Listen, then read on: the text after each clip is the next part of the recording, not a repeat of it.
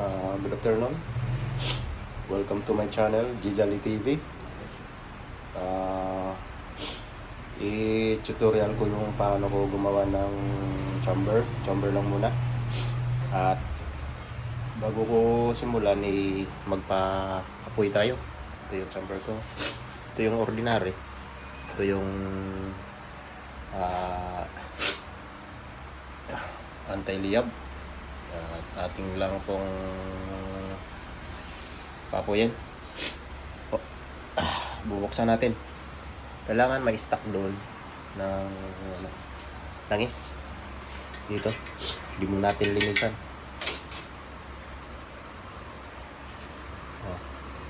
Kailangan natin may stock. Dito yan. Tutulo yan dito.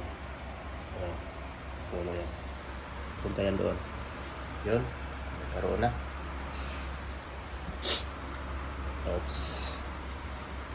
Yan, mayroon na po siya. Lagyan na natin. Medyo naparami yata ito siya. Wala kasi akong yung magtawa. Yan, lagay na natin tissue. Yan. Yung basahin. Basahin natin konti. Yan. Sana yan. At kailangan mayroon kayo nito. Pang sindi.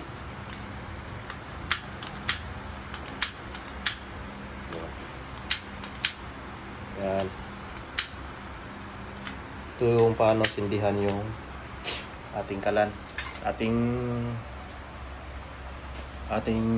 Ito kasi unahin natin. Yung ating splash waterproof na chamber. Kung namayang gamitin mo ito, pwede diretso mo dyan. Direct mo dyan para uminit din siya. Pero kung ito naman ang ating gamitin, saka na natin salangan. Saka natin ilagay yan dyan kung mainit na ito. Kung maluto na yung ating use oil na mag-produce na siya ng fumes para umapoy. Yan. At least po siyang hintayin na uminit. Tag uminit yan, bubuksan natin yan. Kung magmamadali ka, pwede buksan natin to. Ang ating yan. Initin natin yan. Saka muna ito isa lang kung mainit na talaga. Yan. At bubuksan natin to. Dandahan lang. Patak-patak lang. Tama na yun. Blow na siya. Hindi naman natin ito ilagay Ito muna ang gagamitin natin. Kaya pag ganyan niya, pwede na yan. Uminit na yan Pwede na natin ilagay ito. Ito po, lagay na natin. Yun. Tuloy-tuloy na yan siya. Kita mo naman sa loob. Tuloy na yan siya. Yan. Yun ang ating i-tutorial natin. Chamber. Ang size ng chamber ko, 3 inches diameter yung chamber ko. Chamber. Yan, 3 inches. Tapos ang height niyan, ay 9 cm height. Guys, bilhin sa height. Ganito. Height. Tapos, yung chamber mo na 9, i-divide 2 mo siya. I-divide 2. Di na sa 4.5. Ito yung chamber mo. Hatiin mo siya. Yan. Hatiin mo yung chamber. Yan, papunta na yan sa blower yan Yan, ito yung pati sa 9, nasa 4.5 cm. Yun na yung chamber mo. Chamber mo na tayo Tapos, yung yung ating anti-liyab o anti-liyab Ito yun. Anti-liab. Basta detrace to ha. Anti-liab. 4.5 din. Kasama na yung ano. Kasama na yung curve. Curve. Ang detrace. Curve na to. Yan. I-curve mo natin yan.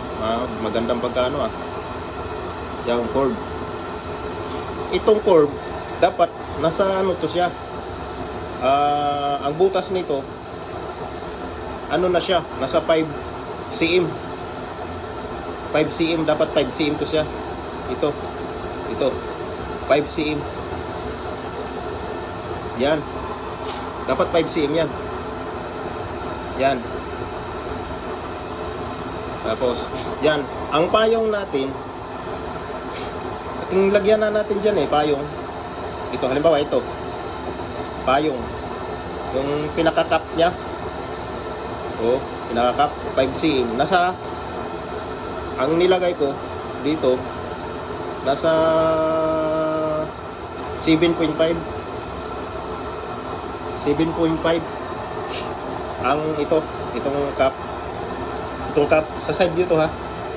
Tapos ito yung ano, lagyan mo lang siya ng paa, dalawang paa lang dyan, naka-welding dyan, naka-welding yan. Yan.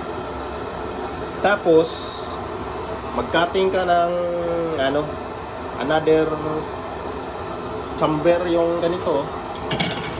Ganito. Mag-cutting ka nito. Ganito. Na ang kinating ko dyan nasa ano nasa 3.5 cm dito. Ilagay mo naman yan dito, i-welding mo dito. Nakalampas konti dito sa cap, nakalampas dito sa cap, nakaganyan siya nakalampas konti. Yan, i-welding mo dyan. Huwag mong i-pull, kailangan may butas to dito Tapos i-bend mo papunta doon. Yan, babint yan papunta doon. Ganito. Babint yan papunta doon. Lagyan nyo na lang ng guhit-guhit para maibint nyo. Pukpukin lang yan. Ito. Ibint to dito. Papunta dyan. Nakabint yan. Yan, nakabint.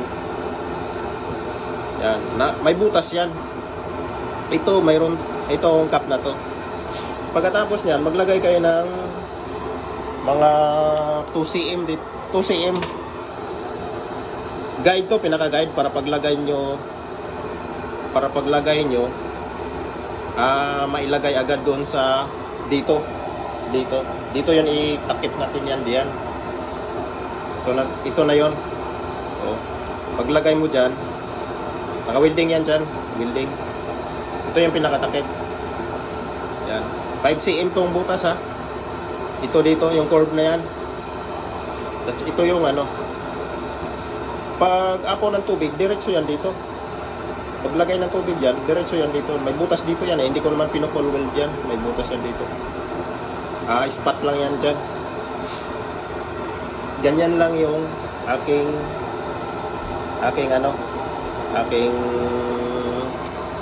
anti-splash. Ito ang itsura. Yan may curve yan doon sa ilalim. Yan. Ang height dito naman, nasa ano lang yan. Nasa, sukatan natin kasi hindi ako, nasa 0.1. 0.1. Nasa mga ano nga, 1 simula dito. 1 cm. Yan. 1 cm lang to. Itong ano lang to. Ganyan yung ano ko, anti-splash. Anti-splash proof. Pag ganun ng tubig na yan, pag ganyan ng tubig, yan. Diretso yung tubig dito, pababa na yan. Ganyan yung apoy, Lalas ng apoy. Slow rin siya. Ang ganda. Basta hatiin mo lang kasi kung para maipalit nyo to, mailagay nyo yan. Yan. Kaya hinahatiin nyo yung chamber nyo. Itong ano na to, hatiin nyo. Kita ko sa inyo yung apoy niyan. Lakas ng apoy. Maliwanag lang ngayon. Pero ano, ano, mainit-init to. Takas niya. Wala nang usap doon kasi i-tutorial ko rin yan kung paano gagawa niyang level ano, excess na kung marami namang oil na naka-stack. Ganyan po ang ating outcome dyan sa ano, sa ating splash proof.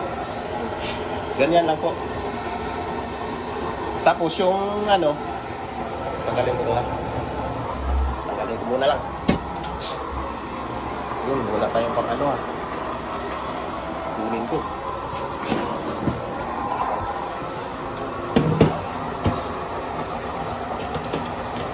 Tapos tanggalin natin to. Palitan natin ng ordinary. Matanggal lang to eh. Hinaan nyo lang muna. Para hindi ano, masyadong malakas. Hina yan. Tapos niyan, siyempre ilagay nyo kung ang inyong lutuin na may walang ano eh, pangalan yan, ang lutuin nyo na may walang sabaw, wala prito lang, edi yan ang gamitin nyo. Yan naman pare. Balik muna natin itong aking nilolotong saging. Oh, kasan mo? Yan oh. Oh, lakas din. Oh, lakas na pare. Maliwanag lang ngayon pero yung lampas-lampasan din yung ano yan. Kitang kita. Tapos ang ano naman natin ito, ang ating ito, madali lang. Pares lang ang height niyan eh. Chamber. Isang gayat lang nito, ay isang padaan lang, tapos i-bend lang ng konti, nakaganyan ng konti. Bend lang ng konti yan. Di-trace natin, nagawa na siyang ano, mga 2/1/4. Ang outcome nito dito nasa 2/1/4 na, 3/4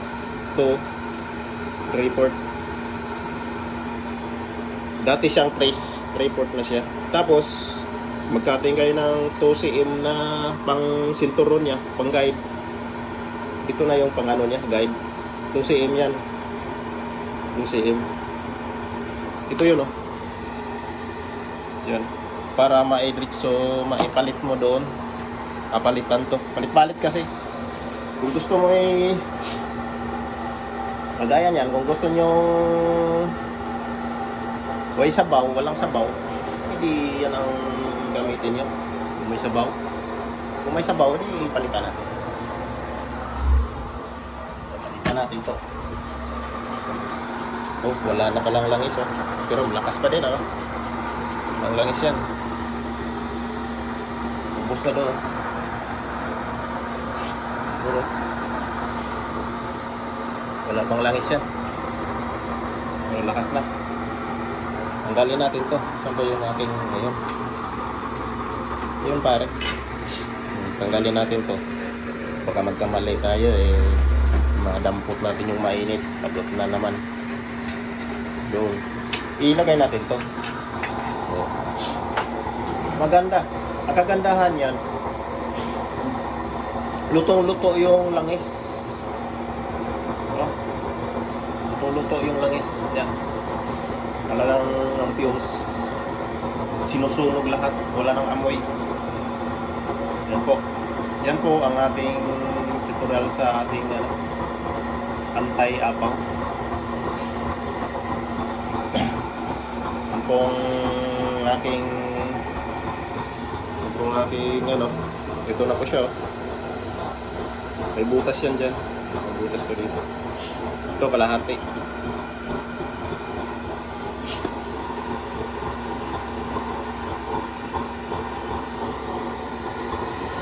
Oh, lakas niya.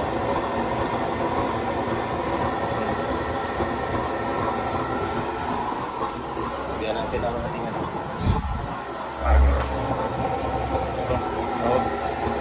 Lakas.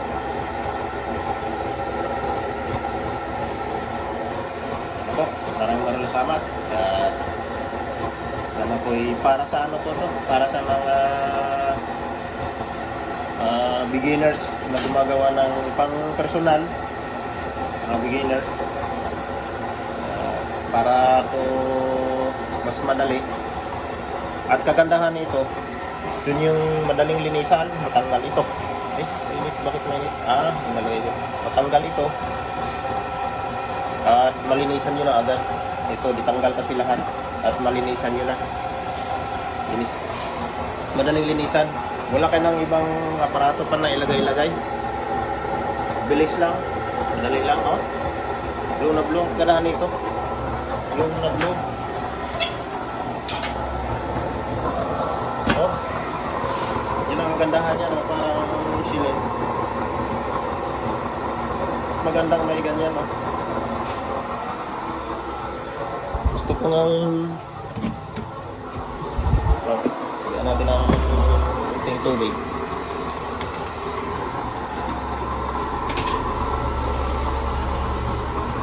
Oh.